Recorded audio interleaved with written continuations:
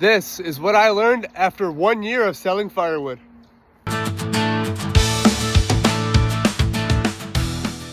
What's going on, guys? Tucker with Tucker's Timbers here, back with another video. Today I'm going to take you guys along with me as I deliver 2 face cords on a Tuesday morning, and we're going to talk about throughout the video what I've learned after 1 year of selling firewood. There's a lot of things that go into it. I think you guys will be really interested in it. So we're gonna get loaded up here, and then I'm gonna talk to you guys in the car on the way there. So let's get loaded up, and then we'll get to talking.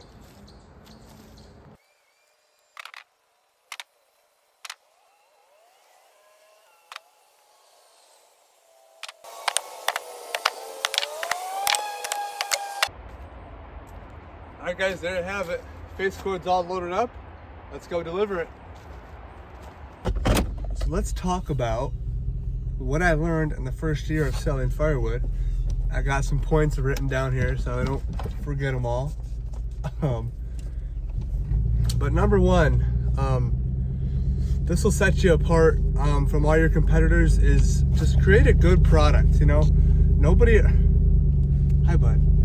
around you will be able to compete with you if you straight up have a better product. If you have cleaner, drier, better wood, better species, higher quantities, that kind of stuff, that'll instantly set you apart, and that'll allow for you to just set your price at kind of whatever you feel appropriate.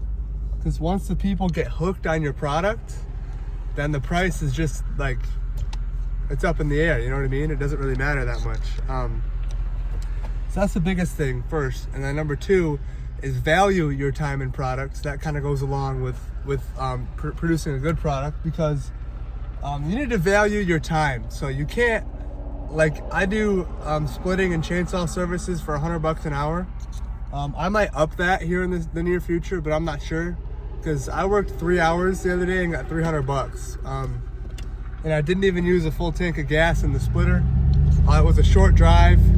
So, I mean, to me, I know I could probably charge more, but it's such like an abstract service. I don't know if people would take it, you know what I mean? So I started at 100, and I've been doing a lot of them, actually. It's been going really well. So just kind of find that sweet spot, because I can't look up, you know, what other people are charging an hourly rate for, you know what I mean, for that kind of service.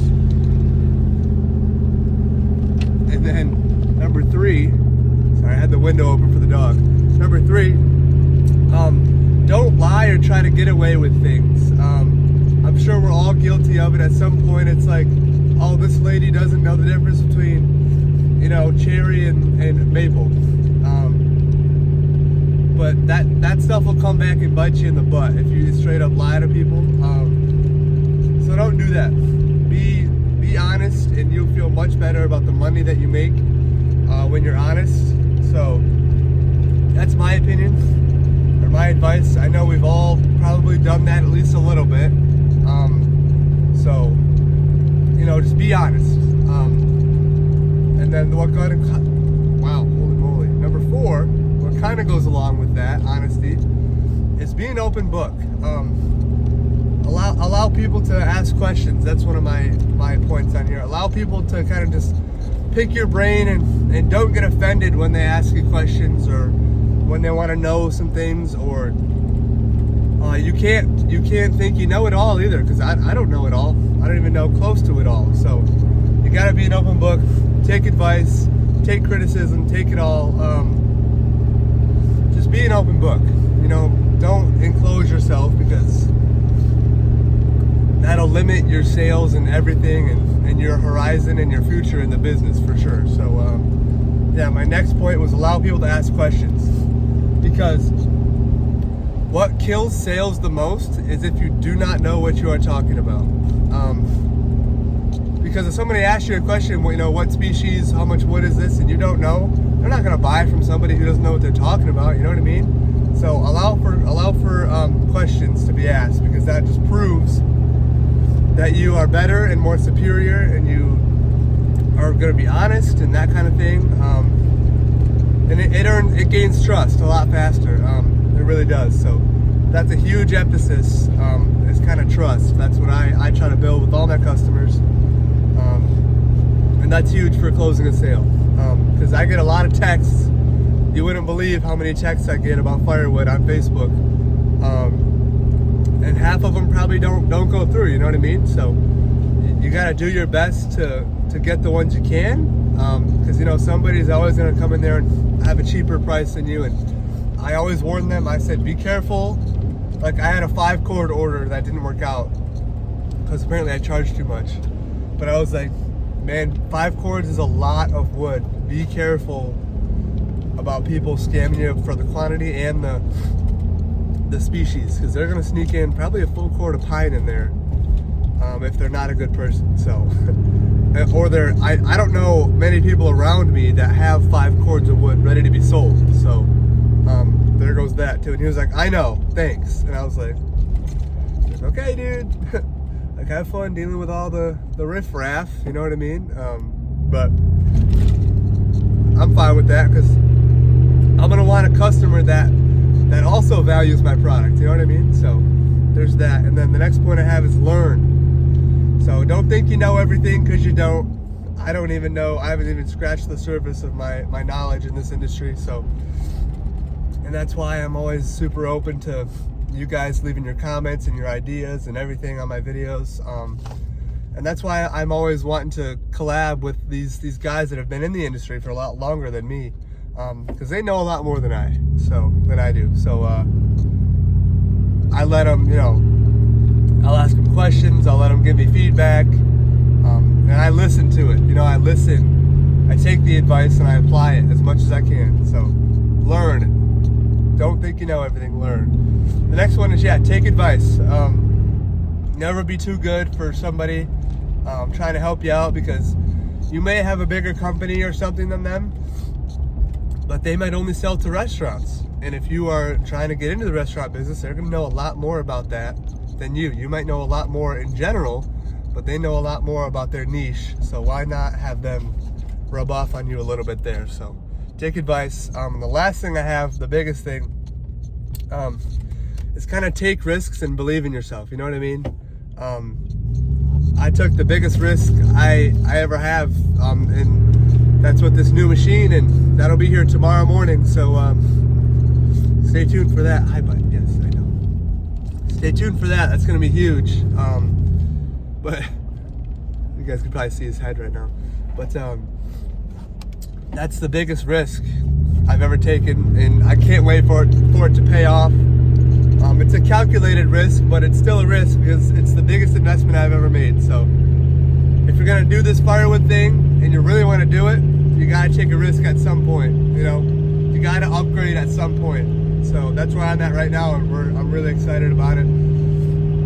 We're 11 months in right now to Firewood, so almost a year, and it's been crazy. I would, if I could have started earlier, I would 100% would have started earlier. I started when I was 18, so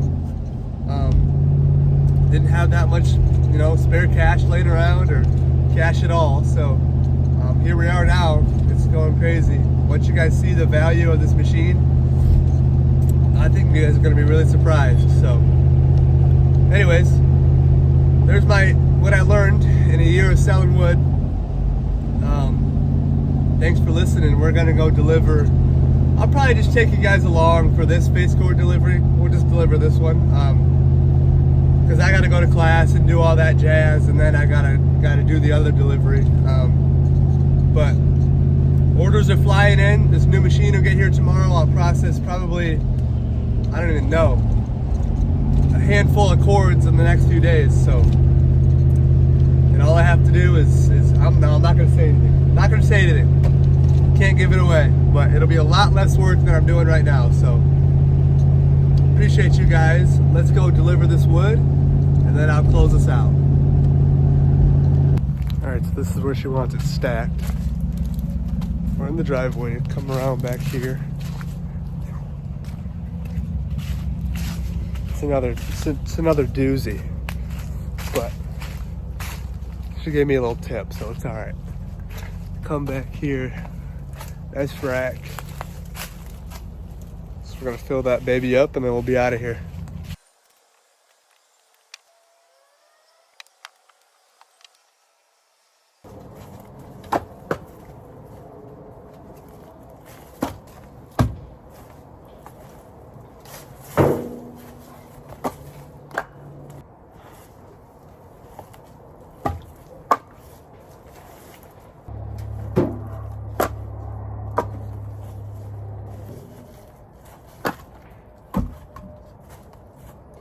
go. We're all done. Alright, you guys, that's going to be it for this one. Thanks for sticking around. Me and Dad got to make a counterweight for the tractor quick. It's just a concrete barrel. It'll be right around 350 pounds, so pumped about that. That'll be for this new machine. But thanks for sticking around, watching, guys, and taking the time to hear what I had to say about what I learned in the first year, or 11 months, whatever, technically. But hope you guys have a great day. Thanks for watching. I'm gonna take some meds now and hopefully kick this crap out of my system, and then I have to make another delivery. But have a good one, guys. Thanks for watching. I'll see you in the next one.